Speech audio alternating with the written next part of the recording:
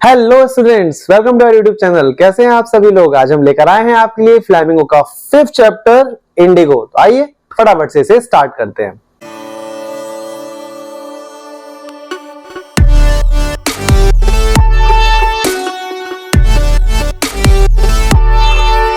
Indigo ये chapter लिया गया है एक बहुत ही famous book the life of Mahatma Gandhi से, जिसके राइटर हैं लुइस फिशर, जो कि एक जाने माने अमेरिकन जर्नलिस्ट भी रहे हैं।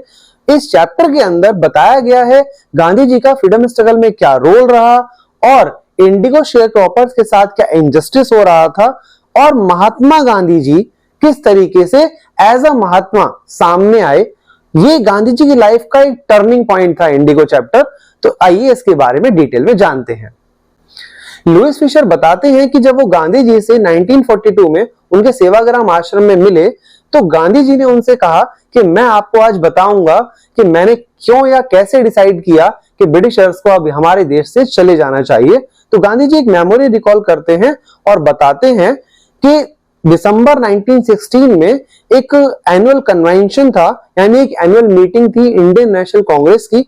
वहां पर काफी सारे डेलीगेट्स और विजिटर्स आए हुए थे, गांधी जी भी उनमें से एक थे। वहां पर उन्हें याद आता है कि राजकुमार शुक्ला नाम का एक गरीब किसान जो था वो वहां पर आया हुआ था।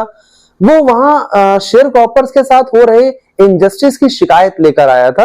तो वो गांधी जी के पास आकर कहता है कि प्लीज आप मेरे साथ चंपारण चलिए। अच्छा, चंपारण के बारे में गांधी जी ने कभी सुना नहीं होता कि ये कहां पर पड़ता है इंडिया के अंदर।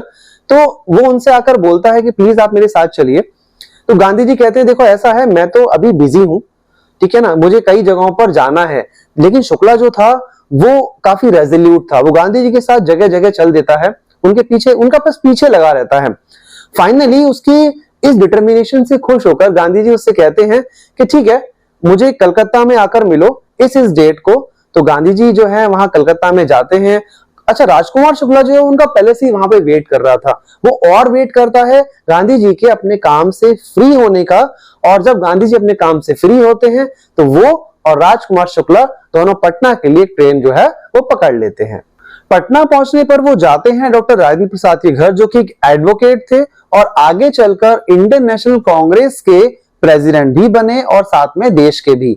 अच्छा, राजेंद्र प्रसाद जी उस टाइम घर पर नहीं थे, तो उनके यहाँ पे जो नौकर थे उन्होंने शुक्ला और गांधी जी के साथ कोई ज्यादा अच्छा व्यवहार नहीं किया।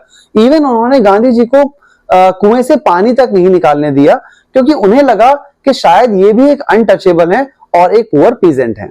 पटना में ज्यादा काम ना बनने के बाद गांधी जी डिसाइड करते हैं मुजफ्फरपुर जाने का।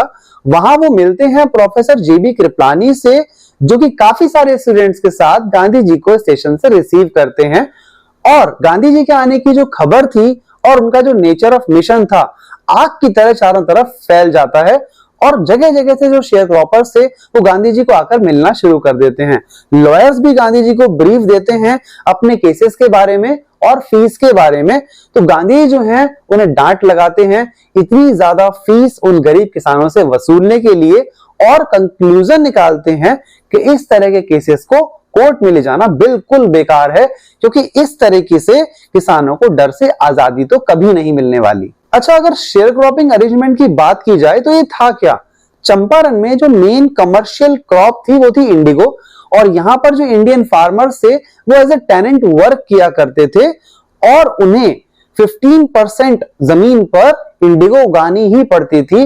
और इंडिगो की क्रॉप हार्वेस्ट होने के बाद उसे सबमिट करना पड़ता था as a rent British landlords को। अच्छा, जर्मनी में कुछ टाइम बाद सिंथेटिक इंडिगो जो है वो डेवलप हो गई और नेचुरल इंडिगो की जो डिमांड है वो कम हो गई। तो लैंडलॉर्ड्स ने इंडियन फार्मर्स को बोला कि आप इस अरेंजमेंट से फ्री हो जाओ और इसके बदले हमें कंपेंसेशन जो है वो दे दो।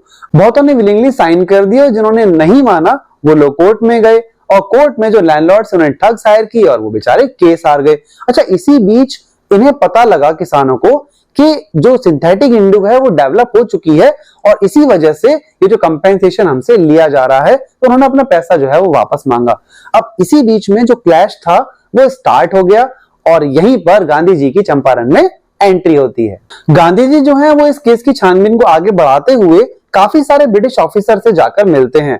कोई ऑफिसर उनसे सीधे मुंह बात तक नहीं करता। कई तो उन्हें कहते हैं कि हम आउटसाइडर्स को इंफॉर्मेशन तक प्रोवाइड नहीं कराते। और जो ब्रिटिश कमिश्नर थे वो तो गांधी जी को बुली करते हुए कहते हैं कि अभी की अभी चंपारण छोड़कर चले जाओ, लेकिन गांधी जी जो है वो जाते नहीं हैं। इसके बदले वो चले जाते हैं मोतिहारी और वहां पर हेडक्वार्टर के रूप में एक घर को यूज करते हैं और वहां से सारी की सारी छानबीन जो है वो करते रहते हैं। इसी बीच एक खबर आती है कि पास के गांव में किसी किसान के साथ कोई इनजस्टिस हुआ है, तो गांधी जी उसे देखने निकल पड़ते हैं। रास्ते में ब्रिटिश कमिश्नर का जो मैसेंजर था वो गांधी जी को रोक लेता है और उन्हें वापस जाने का जो ऑर्डर है वो हाथ में पकड़ा देता है। गांधी जी जो हैं वो उस पर बड़े प्यार से लिख देते हैं कि मैं इस ऑर्डर को नहीं मानता। अच्छा, बदले में क्या होता है? उन्होंने एक ऑर्डर जो है वो नहीं माना, बदले में उन्हें अगले दिन कोर्ट से सम्मन आता है कोर्ट में अपीयर होने का। Next day Gandhi ji court में अपीयर होते हैं और थाउजेंड्स ऑफ शेयर क्रॉपर्स उनके सपोर्ट में वहां पर आ जाते हैं। और जो ब्रिटिशर्स थे वो इतनी ज्यादा क्राउड को कंट्रोल भी नहीं कर पाते, तो गांधी जी उनकी हेल्प भी कराते हैं। अच्छा, जब कोर्ट स्टार्ट होता है तो गांधी जी जो हैं वो अपनी गलती मान लेते हैं और कहते हैं कि हाँ, मैंने एक लीगल ऑर्डर को नहीं माना, लेकिन इससे भी बड़ा जो ऑर्डर है, जो ह्यूमन सर्विस के लिए मैं यहाँ पर आया हूं, मैंने उसे फॉलो किया, तो मैं अपनी गलती मानता हूं। आपको जो सजा मुझे देनी है मुझे मंजूर है। उस दिन जज को गांधी जी को बिना बेल के ही रिलीज जो है वो करना पड़ता है। अच्छा, उसके बाद में गांधी जी जो है वो लॉयर्स के साथ में एक ब्रीफ लेते हैं और उनसे कहते हैं कि अगर मुझे जेल हो जाए तो इनका जो जस्टिस है वो इनको मिलना चाहिए, शेयर क्रॉपर्स का। तो जो लॉयर्स थे और बाकी लोग जो वहां पर मौजूद थे वो गांधी जी से कहते हैं कि हम आपको जेल तक फॉलो करेंगे। अच्छा, उस दिन गांधी जी कहते हैं कि आज सही मायने में जो चंपारण मूवमेंट है वो जीत लिया गया। कुछ दिनों बाद कोर्ट से ऑर्डर आता है कि गांधी जी के ऊपर जो केस है वो डिसमिस कर दिया गया। अब गांधी जी और उनके जो साथी थे वो काफी सारे एविडेंसेस जो है इकट्ठा करने में लग जाते हैं और कई सारी एप्लीकेशंस पर बहुत सारे किसानों के साइन लिए जाते हैं। गांधी जी इसके बाद जाकर मिलते हैं सर एडवर्ड गेट से, जो कि उस टाइम लेफ्टिनेंट गवर्नर थे, और इसका रिजल्ट ये निकलता है कि एक कमेटी बनाई जाती है जिसमें ब्रिटिश लैंडलॉर्ड्स, ब्रिटिश ऑफिशियल्स और किसानों की तरफ से गांधी जी एक लौते रिप्रेजेंटेटिव थे। कमेटी की पहली ही मीटिंग में Gandhi ji mountain of evidence उनके सामने रख देते हैं और उन्हें ये बात माननी पड़ती है कि किसानों के साथ इनजस्टिस हुआ है और उन्हें उनका पैसा वापस करना पड़ेगा। लेकिन अब कितना दिया जाए? उन्हें लगा गांधी जी 100% पैसा जो है वो मांगेंगे, लेकिन गांधी जी 25% पे ही हाँ बोल देते हैं। उनका कहना था कि पैसा जो है वो इतना इंपॉर्टेंट नहीं है, लेकिन जो लैंडलॉर्ड्स अपने आप को अबव द लॉ समझते थे, आज कम से कम वो नीचे तो आए। अच्छा, इसके बाद होता यह है कि कुछ टाइम बाद जो ब्रिटिश लैंडलॉर्ड थे वो अपनी जमीन धीरे धीरे छोड़कर चले जाते हैं और जमीन जो है वो किसानों को दे दी जाती है। धीरे धीरे करके कुछ सालों में जो इंडिगो शेयर क्रॉपिंग थी वो हमेशा के लिए वहां से खत्म हो जाती है। चंपारण एपिसोड गांधी जी की लाइफ का एक टर्निंग पॉइंट प्रूव हुआ। उससे पहले उन्हें कोई ज्यादा जानता नहीं था, लेकिन इसके बाद वो एक महात्मा के तौर पर सामने आए। गांधी जी विश्वास करते थे ओवरऑल डेवलपमेंट में, तो उन्होंने देखा कि चंपारण में काफी ज्यादा सोशल और कल्चरल बैकवर्डनेस है, तो उन्होंने हायर किया एज ए वॉलेंटियर टीचर्स और डॉक्टर्स को। 3 तरह की मेडिसिन जो है लोगों को दी जाती थी, कैस्टर ऑयल, कुनेन और सल्फर ऑइंटमेंट, जो कि काम आते थे डिफरेंट डिजीजेस के अंदर। अच्छा, उन्होंने अपनी वाइफ जो कस्तूरबाई थी उन्हें और अपने बेटे देवदास को भी बुला लिया सर्विसेज देने के लिए। अच्छा, एक बार सीएफ एंड्रूज जो कि इंग्लिश पैसिफिस्ट थे, गांधी जी से चंपारण में मिलने के लिए आए, तो जो उनके लॉयर फ्रेंड्स थे वो चाहते थे कि एंड्रूज यहीं पर रुककर इस केस में गांधी जी का साथ दें, लेकिन गांधी जी इस बात से साफ मना कर देते हैं क्योंकि वो नहीं चाहते थे कि इस अनइक्वल फाइट में हम किसी भी तरीके से कमजोर नजर आए। डॉक्टर राजेंद्र प्रसाद इस बात पे कमेंट करते हैं कि गांधी जी छोटी छोटी सी बातों में बड़ी बड़ी सीख जो है वो दे दिया करते थे। वो हमारे माइंड को पढ़कर बिल्कुल सही अंदाजा लगाया करते थे, जो कि एक सही लीडर की निशानी है। और इस तरीके से गांधी जो है वो एक ट्रू लीडर थे।